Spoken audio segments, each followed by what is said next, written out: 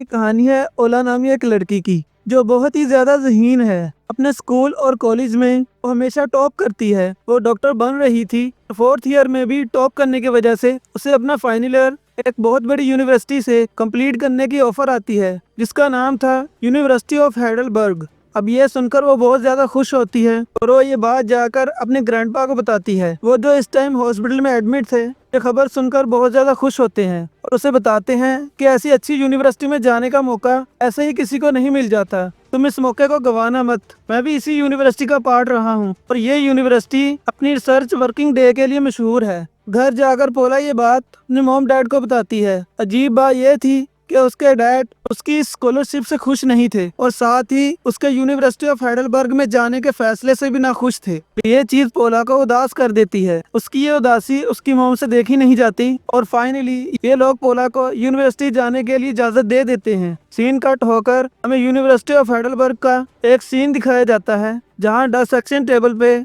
एक आदमी को लिटाया गया था और डॉक्टर्स शायद उसका ऑपरेशन कर रहे थे। अब बीच ऑपरेशन ही उसे होश आ जाता है और जब वो देखता है कि डॉक्टर्स उसकी बॉडी के पार्ट निकाल निकाल के बाहर रख रहे हैं, तो ये देख वो शौक रह चुका था। वो अपने हाथों के जरिए इन्हें रोकना चाहता था, लेकिन उसके हाथ हिल भी नहीं पा रहे थे। तो कुछ बोलने के लिए मुंह खोलता है, लेकिन कुछ बोल नहीं पाता और ऐसे ही मर जाता है। यहाँ पर हम पोला को heidelberg जाने के लिए ट्रेन में देखते हैं, जहाँ पर उसे यूनिवर्सिटी ऑफ heidelberg की एक स्टूडेंट मिल जाती है, जिसके फ्रेंडली नेचर की वजह से जल्द ही वो और पोला अच्छे दोस्त बन जाते हैं और एक दूसरे से फ्रैंक होकर काफी बातें भी करते हैं। ट्रेन तेजी से heidelberg की तरफ बढ़ रही थी और इसी सफर में अचानक किसी को हार्ट अटैक आने का शोर मच जाता है। यहाँ पोला, जो तकरीबन डॉक्टर बन चुकी थी, वो इस इमरजेंसी सिचुएशन को संभालती है। वो इस लड़के को सीपीआर के साथ कुछ ऐसा इमरजेंसी ट्रीटमेंट देकर रहते ही उसकी जान बचा लेती है, जिसके बाद हम उस लड़के को ठीक ठाक पोला के साथ सफर करते हुए देखते हैं और ये लड़का, जिसका नाम डेविड है, वो पोला को अपनी जान बचाने के लिए शुक्रिया अदा भी करता है। ये लोग अब यूनिवर्सिटी पहुंच जाते हैं और ऐसी बड़ी और शानदार यूनिवर्सिटी देखकर पोला की खुशी की इंतहा नहीं रहती। पोला यूनिवर्सिटी के हॉस्टल में क्रिचन के साथ रहने का फैसला करती है, जिसके बाद ये दोनों मिलकर यूनिवर्सिटी का एक टूर करते हैं और चलते चलते पहुंच जाते हैं ये लोग एक मुर्दा घर के पास, जहां मरे लोगों को रखा जाता है। उनके आते ही यहाँ अचानक से एक डेड बॉडी बुरी तरह से हिलती है, जो देख पोला शॉक हो चुकी थी। उसके साथ आई दोनों लड़कियां यहाँ से डरकर भाग जाती हैं, लेकिन पोला को बिल्कुल डर नहीं लगा, क्योंकि वो ये बात जानती थी कि कोई भी बॉडी तभी हिल सकती है जब उसे इलेक्ट्रिक इम्पल्स दिए जाएं। वो इस बॉडी के पास जाकर इस बॉडी के हिलने की वजह ढूंढने लगती है। उसने जैसे ही डेड बॉडी में से कपड़ा हटाया तो कुछ मिनटों तक वो हिल भी नहीं सकी, क्योंकि इस डेड बॉडी पर उसका सर ही नहीं था। लेकिन खैर, वो अभी भी इसके हिलने की वजह ढूंढने लग जाती है और बॉडी को अच्छी तरह चेक करने पे उसको बॉडी के साथ कुछ वायर्स और एक चिप लगी नजर आती है। इन वायर्स का पीछा करते हुए वो एक सीक्रेट रूम तक पहुंच जाती है, जहां पर कुछ सीनियर्स सबकी रैगिंग करने के लिए बैठे थे। वो तो बस इन लोगों को डराने के लिए करंट के जरिए बॉडी में इलेक्ट्रिक इम्पल्स डाल रहे थे और यही वजह थी बॉडी के हिलने की। अब पोला क्योंकि डरी नहीं थी, इसीलिए ये सब पोला की बहादुरी से इम्प्रेस होकर उसे रात में होने वाली एक पार्टी में इनवाइट करते हैं, जहाँ उसकी दोस्त ग्रिचन भी आती है और उसने ट्रेन वाले लड़के यानी डेविड को भी यहाँ बुलाया था। डेविड, जो कि सिर्फ इस यूनिवर्सिटी में पार्टी करने के लिए आया था, उसे क्या मालूम था कि ये पार्टी, ये मजा उसका आखिरी मजा बनने वाला है। क्योंकि जैसे ही डेविड वॉशरूम में जाता है, तभी कोई अनजान आदमी आकर उसके बाजू पर इंजेक्शन लगा देता है, जिससे वो वहीं बेहोश हो जाता है। ये कौन था, इसके बारे में किसी को भी कुछ पता नहीं चलता। वो अब घसीटते हुए डेविड की बॉडी को कहीं ले जा रहा था और बाहर पार्टी करने वाले लोग इस बात से बेखबर थे। पोला और ग्रिचन ने भी इस पार्टी में खूब मजे किए थे, इतने मजे कि ग्रिचन को याद ही नहीं रहा कि उसने यहाँ पर डेविड को भी बुलाया था। अगले सीन में हम डेविड को डिसेक्शन टेबल पे लेटा हुआ देखते हैं। उसके करीब दो डॉक्टर्स हैं जो आपस में डेविड का डिसेक्शन करने की बातें कर रहे हैं, यानी उसके जिस्म को काट कर उसके जिस्म के हिस्से निकालने की बात कर रहे हैं। और अब इसी टाइम पे डेविड को होश भी आ जाता है। वो अपने आप को बचाने के लिए पास रखा डॉक्टर का एक ब्लेड उठा लेता है और जैसे ही डॉक्टर डेविड को इंजेक्शन लगाने के लिए उसके करीब आता है, फौरन ही डेविड उस पर हमला करके यहाँ से भागने की कोशिश करता है। लेकिन तभी पीछे से आकर एक और डॉक्टर उसे पीछे से इंजेक्शन लगा देता है और उस पर हमला करके उसे वहीं मार देता है। अगले दिन पोला की इस यूनिवर्सिटी में पहली क्लास थी, जहाँ पहला लेक्चर उन्हें प्रोफेसर ब्रूमबैक देते हैं और बताते हैं कि हमारी यूनिवर्सिटी रिसर्च के लिए पूरी दुनिया में मानी जाती है और हमारी यूनिवर्सिटी से बने हुए डॉक्टर दुनिया के बेस्ट डॉक्टर्स हैं और आने वाले कुछ सालों में आपका भी नाम उन्हीं बेस्ट डॉक्टर्स में होगा। ऐसे में हमारी जिम्मेदारी है कि आप लोगों को बेस्ट नॉलेज और बेस्ट एजुकेशन देना और साथ ही यहाँ पे हम आप लोगों को एक्सपीरियंस भी करवाएंगे। डॉक्टर इन्हें यूनिवर्सिटी के डायसेक्शन रूम में ले जाते हैं जहां पर डॉक्टर्स मरे हुए लोगों की बॉडी पर एक्सपेरिमेंट करते हैं। यहाँ देखने को मिलते हैं बहुत सारे इंसानी स्केलेटन्स जिनके बारे में प्रोफेसर ब्रूमबैक ने बताते हैं कि ये नकली हैं लेकिन देखने में ये बिल्कुल असली लग रहे थे। यहीं पोला को एक स्केलेटन के नीचे अपने ग्रैंडपा का नाम लिखा नजर आता है। एक्साइटेड होकर वो ये चीज प्रोफेसर ब्रूमबैक को बताती है कि ये स्केलेटन मेरे ग्रैंडपा ने बनाया है। जवाब में प्रोफेसर ये कहते हैं कि यकीनन वो इस यूनिवर्सिटी के बहुत ही होनहार स्टूडेंट रहे होंगे और उन्होंने प्रोफेसर बनने के बाद इस पर भी काफी काम किया होगा। और ये बातें सुनकर पोला अपने ग्रैंडपा के लिए बहुत ज्यादा प्राउड फील कर रही थी। अब फाइनली टाइम आ गया था कि स्टूडेंट खुद पोस्टमार्टम करें। पोला के सामने जो डेड बॉडी थी उसे देखकर पोला शॉक रह जाती है क्योंकि ये कोई और नहीं बल्कि डेविड था जिसकी इसने सिर्फ 2 दिन पहले ही जान बचाई थी। प्रोफेसर ब्रूमबैक पोला को इस आदमी का दिल निकालने को कहते हैं लेकिन उल्टा पोला ब्रूमबैक से सवाल करती है कि ये आदमी कैसे मरा। इसकी बॉडी पे ऐसे कोई निशान नहीं है जिसकी वजह से कहा जाए कि ये किसी बीमारी से मरा है। यहाँ प्रोफेसर ब्रूमबैक उसे डांट देते हैं और कहते हैं कि तुम्हें अपने काम पर तवज्जो देनी चाहिए। ये मैटर्स तुम्हारी नहीं है कि ये आदमी कैसे मरा। हो सकता है कि इसे रिसर्च के लिए तैयार किया जा रहा हो। ये बातें सुनने के बाद पोला और ग्रिचन दोनों काम तो करने लग जाती हैं लेकिन दोनों को ही दाल में कुछ काला महसूस होता है और पता चलाने के लिए वो डेविड के ब्लड सैंपल्स को अपने पास छुपा लेती हैं। लैब में इस खून पर सर्च करने के बाद पोला को ब्लड के अंदर बहुत ही अजीबोगरीब केमिकल्स का पता चलता है जो केमिकल किसी आम आदमी के जिस्म में नहीं पाए जाते। ये बात पोला अपने एक फ्रेंड से डिस्कस करती है और उसे केमिकल का पता चलाने को कहती है। इस पर लड़का उसे कहता है कि सिर्फ ब्लड नहीं, मुझे उसकी बॉडी के कुछ टिश्यूज भी चाहिए होंगे इस केमिकल का पता चलाने के लिए, जिसके लिए भी पोला हामी भर देती है। अपने इस मिशन के लिए पोला मुर्दा घर जाती है तो वहाँ फ्रीजर से डेविड की बॉडी निकालकर उसके कुछ टिश्यूज चुरा लेती है। इस दौरान उसने नोटिस किया कि डेविड के पाँव पे AAA के निशान थे। अपना काम करके वो तकरीबन फ्री हो ही गई थी कि अचानक यहाँ पर यानी इस जगह का अटेंडेंट आ जाता है जिसे देखकर पोला घबरा जाती है। वो पोला से पूछता है कि आखिर तुम यहाँ क्या कर रही हो। उसे कुछ समझ नहीं आता। वो झूठ बोल देती है कि वो प्रोफेसर ब्रूमबैक के कहने पर यहाँ आई। वो इस अटेंडेंट से पूछती है कि डेविड की बॉडी को यहाँ तक कौन लेके आया है। उसके जवाब पर अटेंडेंट उसे बताता है कि तुम्हें यूनिवर्सिटी की पॉलिसीज को देखते हुए किसी स्टूडेंट को इस बात की इंफॉर्मेशन नहीं दे सकता। वो इंसान तो अब ये बात जान गया था कि पोला डेविड की मौत की छानबीन कर रही है। वो ये खबर किसी को फोन पे बताता है। जरूर वो डेविड के मर्डर को ही ये खबर दे रहा होगा। अगले सीन में हम पोला और उसकी दोस्त रिचन को लाइब्रेरी में देखते हैं। वो डेविड की मौत को ही डिस्कस कर रही होती हैं। तभी पोला को डेविड की बॉडी पर AAA के मार्क्स याद आते हैं जिसके बारे में वो बुक्स में रिसर्च शुरू करती है। उसे मालूम होता है कि ये एक सीक्रेट सोसाइटी का साइन है जहाँ के लोग मेडिकल साइंस की रिसर्च के लिए जिंदा लोगों पर एक्सपेरिमेंट करते थे जो कि इलीगल था। ये लोग ऐसे इंसानों को अपना शिकार बनाते थे जिनको पहले से ही कोई बड़ी बीमारी होती थी ताकि वो इस बीमारी की वजह से इंसान की बॉडी में होने वाले चेंजेस को देख सकें, उस पर रिसर्च कर सकें और साथ ही इस इंसान के मुर्दा बॉडी को किसी दूसरे रिसर्च पर्पस के लिए भी इस्तेमाल किया जा सके। पता चलता है कि जो स्केलेटन पिछले सीन में दिखाए गए थे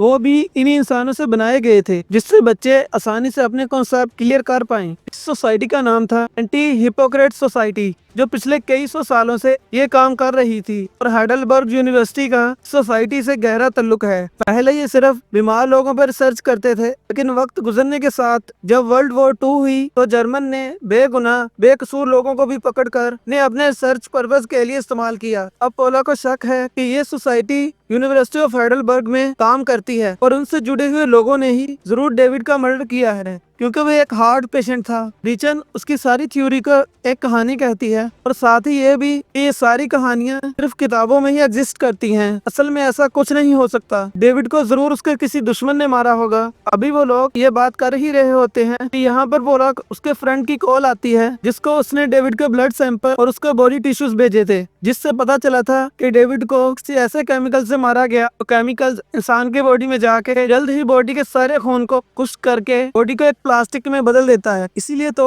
लैब में पड़े वो सारे स्केलेटन्स इतने सालों से वैसे के वैसे ही थे। तो ये बात सुनकर दुख होता है कि यूनिवर्सिटी में कोई बहुत बड़ी गेम चल रही है और इसकी खबर वो जाकर प्रोफेसर ड्रूमबैक को देती है, जो उसकी बातें सुनते ही उसे एक और बात डांटते हैं। उससे कहते हैं मैंने तुम्हें मना किया था कि तुम डेविड के केस से दूर रहो, तुम्हें अपनी स्टडी पे तवज्जो देनी चाहिए। ये बात तुम्हें क्यों नहीं समझ आ रही? तुम्हारा फाइनल ईयर है। बेचारी पोला अब अपने रूम में वापस आ जाती है। जैसे ही वो बेड पर लेटने लगती है तो उसने फील किया कि उसका पूरा बेड खून से भरा हुआ है। बेड के नीचे भी बहुत खून था और साथ ही वहाँ कुछ कैंडल्स भी पड़ी हुई थी। ये सब उसे किसी रिचुअल से जुड़ा हुआ लग रहा था। उसे लगता है कि ये भी एंटी हिपोक्रेट सोसाइटी का ही काम है। वो दोबारा लैब में जाती है और बुक में रिसर्च करने के बाद उसे पता चलता है कि एंटी हिपोक्रेट सोसाइटी के लोग जब किसी को सजा देना चाहते हैं तो उससे पहले वो उसे वार्न करने के लिए उसके बेड के नीचे फोन और कैंडल्स रख देते हैं, जो इशारा है कि वो इंसान इनके कामों में टांग मत अड़ाए। और अगर वो इंसान फिर भी बाज ना आया, सेकंड वार्निंग वो उसकी टांग पे 3 कट लगा कर देते हैं। तीसरी वार्निंग के लिए वो उसके मुंह पे 3 कट लगा देते हैं और चौथी बार तो वो उसको जान से ही मार देते हैं। आम तरीके से नहीं, बल्कि उसकी बॉडी को 3 हिस्सों में डिवाइड करने के बाद। पोला जब वापस कमरे में आई तो उसके रूम में गेन नामी एक लड़का था, जो कि उसकी रूममेट यानी ग्रिचन का बॉयफ्रेंड था। पोला उसे बताती है कि ग्रिचन इस टाइम रूम में नहीं है। इस पर वो कहता है कि हाँ मैं ये बात जानता हूँ, मैं बस यहाँ उसे मनाने आया हूँ क्योंकि मैं उससे बहुत प्यार करता हूँ। ताकि मुझे ये भी पता है कि वो मुझे धोखा दे रही है, लेकिन इस वक्त मैं उसे एक और मौका देना चाहता हूँ। इसी टाइम पे हम ग्रिचन को देखते हैं, जो मुर्दा घर में किसी दूसरे लड़के के साथ थी। जब ग्रिचन अपने रूम में वापस नहीं आती तो ये लोग भी यहाँ उसे ढूंढने के लिए आ जाते हैं और जब वो उसे किसी दूसरे लड़के के साथ देखता है तो जेलसी में वो उस लड़के को एक अजीब केमिकल वाला इंजेक्शन लगाकर मार देता है। सिर्फ इस लड़के को ही नहीं, एन ने तो ग्रिचन को भी एक इंजेक्शन लगाया था। अपने आप को बचाने के लिए वो घिसटते हुए यहाँ से निकलने की कोशिश करती है, लेकिन उसे ऐसा महसूस हो रहा था कि जैसे उसकी बॉडी का सारा खून खुश्क हो रहा हो। अपने लिए कुछ भी नहीं कर पाती और यही दम तोड़ देती है। इसके बाद वो सबसे पहले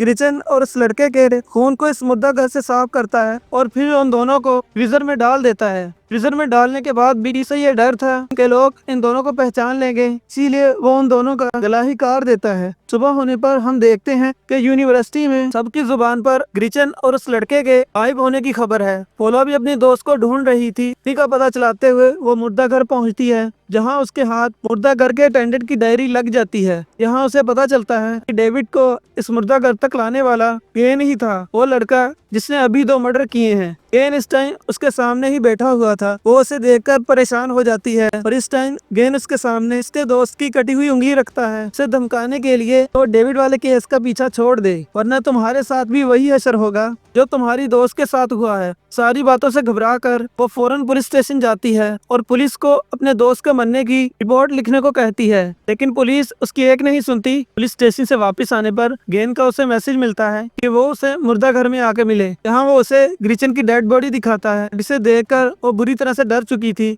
गेन अपने ब्लेड से बार बार ग्रिचन की डेड बॉडी पर वार कर रहा था ताकि पोला और डर जाए और इसके बारे में किसी को न बताए। पोला डरकर यहाँ से भाग जाती है और वो लड़का भी लगातार उसका पीछा कर रहा था। भागते भागते वो बेसमेंट में पहुंच जाती है, जहाँ उसे वही इंजेक्शन मिलता है इनके अंदर केमिकल्स को भरकर इंसानों को मारा जाता था। वो डरते हुए ये इंजेक्शन उठा लेती है और तभी पीछे से प्रोफेसर ड्रूमबैक आ जाते हैं। उसे लगा कि ये हैन है, इसे मारने के लिए वो जल्दी से इंजेक्शन रेडी कर लेती है, लेकिन प्रोफेसर ड्रूमबैक यहाँ उसे रिलैक्स करके कहते हैं कि सुनो मेरी बात। प्रोफेसर ड्रूमबैक भी जानते थे कि पोला लगातार एंटी हिपोक्रेट सोसाइटी पर रिसर्च कर रही है, इसीलिए यहाँ वो सोसाइटी की हकीकत बताते हैं और कहते हैं कि मैं भी इस सोसाइटी का हिस्सा हूँ। ये सोसाइटी पिछले 10 सालों से मेडिकल साइंस के लिए रिसर्च कर रही है। अगर ये सोसाइटी ना होती तो मेडिकल साइंस आज तक इतनी तरक्की करता ही ना। तुम्हें ये जानकर हैरानी होगी कि तुम्हारे दादा भी इसी सोसाइटी के एक मेंबर थे, वो भी जाने माने बड़ी बड़ी रिसर्चेस के पीछे उन्हीं का ही हाथ है। और ये जो केमिकल इंसानों को प्लास्टिक में बदलता है ये भी उन्हीं ने बनाया है। ये बात जानकर पोला शौक में रह जाती है कि वो अपने ग्रैंडपा को अपना आइडियल मानती थी और वो भी इन्हीं की तरह किलर थे। सुनकर वो अपने ग्रैंडपा से बात करना चाहती थी, लेकिन अफसोस की बात ये है कि उसी दिन उसके ग्रैंडपा की मौत हो जाती है। और अगले सीन में हम एंटी हिपोक्रेट सोसाइटी की एक मीटिंग देखते हैं, जहाँ पर हैन के लिए ही अदालत लगाई गई थी। असल में उसने 2 ऐसे लोगों को मारा था जो कि बीमार भी नहीं थे और ना ही एंटी हिपोक्रेट सोसाइटी का शिकार थे। उसने अपनी जाती दुश्मनी और अना के लिए एंटी हिपोक्रेट सोसाइटी की दी हुई अथॉरिटीज का इस्तेमाल किया। ये इस सोसाइटी के लिए भी खतरा बनता जा रहा था, जबकि ये इस सोसाइटी के लोगों को कहता है कि मैं जो भी कर रहा हूँ आप लोगों के लिए ही कर रहा हूँ। प्रोफेसर जवाब में कहते हैं कि नहीं, वो उसे सजा के तौर पर अपनी बॉडी पर 3 कट लगाने को कहते हैं। जुनून में आकर हेन अपने मुंह के ऊपर 3 कट लगा लेता है और इन्हें वार्न करके जाता है कि अभी तो वो और भी मर्डर करेगा। ये सुनने के बाद सोसाइटी के लोग उसे पुलिस के हवाले करने का फैसला करते हैं। तो ये फैसला उसको और भी जोश में ले आता है, क्योंकि वो जेल नहीं जाना चाहता। इसीलिए वो अपने जज यानी प्रोफेसर डोमबैक को रात में उनके घर जाकर उन्हें कत्ल कर देता है। और पोला, जो कि अभी अपने घर में थी, अपने ग्रैंडपा के फ्यूनरल की वजह से वो उनके रूम में जाकर उनकी चीजों की तलाशी लेती है, जहां उसे ये बात कंफर्म हो जाती है वो भी एंटी हिपोक्रेट सोसाइटी का हिस्सा थे। ये बात उसे बहुत ज्यादा दुखी कर रही थी। अपना दुख बांटने के लिए वो अपने एक फ्रेंड के पास आती है, जो उसे सहारा देता है। सुबह होने पर पोला देखती है कि उसके सामान में भी बहुत सी चीजें थी जो कि एंटी हिपोक्रेट सोसाइटी से मिलती थी, यानी कि वो भी इस सोसाइटी का हिस्सा था। और ये देखकर उसे इतना गुस्सा आता है कि वो इस लड़के को पीट कर यहाँ से भाग जाती है। पोला अब यूनिवर्सिटी आकर यूनिवर्सिटी के बेसमेंट में जाती है, जहाँ एंटी हिपोक्रेट सोसाइटी के लोग काम करते थे, जहाँ उसे बहुत सारे स्केलेटन्स मिलते हैं जो इंसानों से ही बनाए गए थे। यहीं उसे गेन नामी वो लड़का भी मिल जाता है, जो अब से पहले 3 मर्डर कर चुका था। वो यहाँ पर ग्रीचन का यानी पोला की दोस्त का स्केलेटन बना रहा था। ये देखकर पोला शदीद डर जाती है, जोर से चीख मारती है। इससे पहले कि वो बचकर यहाँ से चली जाती, गेन उसे एक इंजेक्शन लगा देता है। उसे होश आया तो वो डाइजेशन टेबल पर थी, उसी टेबल पर जहाँ से बचकर आज तक कोई नहीं जा पाया। अपने हाथ हिलाने की कोशिश करती है, लेकिन महसूस करती है कि उसके हाथ नहीं हिल पा रहे, उसका खून भी जमता जा रहा है। उसे पता चल जाता है कि उसके अंदर भी वही केमिकल इंजेक्ट किया गया है जो इंसानों के खून को प्लास्टिक में बदल देता है। उसे इस केमिकल के बारे में पहले ही पता था, इसलिए वो इस कैंडी रोड के बारे में भी जानती है कि यहाँ पर इस वक्त उसका दोस्त आया है, जिसे देखकर वो हैरान हो जाती है। लेकिन उसे पता चलता है कि ये लड़का एंटी हिपोक्रेट सोसाइटी का मेंबर नहीं था, वो तो बस उसके ऊपर सर्च करने के लिए आया था। हाँ, पोला जल्दी जल्दी उसे अपनी सिचुएशन समझाती है और उसे अपनी मदद करने को कहती है। वो उसे बताती है कि मेरी जान खतरे में है, तुम जल्दी यहाँ पर कैसे भी करके सोडियम क्लोराइड लेकर आओ। वो लड़का उसकी बात मानते हुए जल्दी से सोडियम क्लोराइड का एक इंजेक्शन लाकर उसे लगा देता है। अभी उसे इंजेक्शन लगा ही था, यहाँ पर गेन एक और लड़का आ जाता है, यानी कि एंटी हिपोक्रेट सोसाइटी के मेंबर, जो पोला के दोस्त को यहाँ लेटाकर उसे बेहोश कर देते हैं और पोला के डाइजेशन की बात करने लगते हैं। वो दोनों बात कर रहे थे कि ये पोला की बॉडी को 2 हिस्सों में डिवाइड करेंगे। को बिल्कुल भी अंदाजा नहीं था कि इनके दिए हुए केमिकल इंजेक्शन के बावजूद भी पोला होश में थी, जिसने पोला के दूसरे दोस्त को उठाकर डाइजेशन टेबल पर लिटा दिया था। तभी मौका पाते ही पोला गेन के यहाँ दूसरे दोस्त के ऊपर हमला करके वही इंजेक्शन लगा देती है, जिससे वो बेहोश हो जाता है। उसे ऐसा करते देख गेन को उस पर गुस्सा आ जाता है, इसीलिए वो उसे मारने के लिए उसकी तरफ बढ़ता है। उसके हाथ के अंदर सर्जिकल ब्लेड थी। वो जैसे ही पोला के ऊपर हमला करता है तो इस हमले से पोला बच जाती है और अपनी जान बचाने के लिए अपने पीछे मौजूद ब्रेकर बॉक्स से एक हाई वोल्टेज करंट की तार निकालती है, वो हेनरी को लगा देती है। इससे वो हेनरी को करंट लगाकर मार देती है। गेन का दूसरा साथी भी पोला के दिए हुए केमिकल की वजह से मर चुका था, जबकि पोला अपने दोस्त को लेकर हॉस्पिटल आ गई थी, जहाँ उसकी जान बचा ली जाती है। कहानी के आखिरी सीन में दिखाया जाता है कि एंटी हिपोक्रेट सोसाइटी ने तो और ऐसे मेंबर रख लिए हैं जो उनके लिए इंसानों को मारने का और इनका डाइजेक्शन करने का काम करेंगे, यानी कि हैन और उसके साथी की जगह काम करने वाले लोग, जिनके साथ अभी पोला लड़कर आई थी। साफ मतलब था कि पोला की जंग अभी खत्म नहीं हुई, लेकिन ये कहानी यहीं पर खत्म हो जाती है। अगर आप लोगों को ये मूवी पसंद आई हो तो इस मूवी को लाइक कर दे और हमारे चैनल को सब्सक्राइब कर लें, और मजीद ऐसे आने वाली वीडियोस को देखने के लिए हमारे चैनल के साथ बने रहें। तो मिलते हैं फिर से एक नई वीडियो के साथ, तब तक के लिए keep watching and stay safe. Good bye.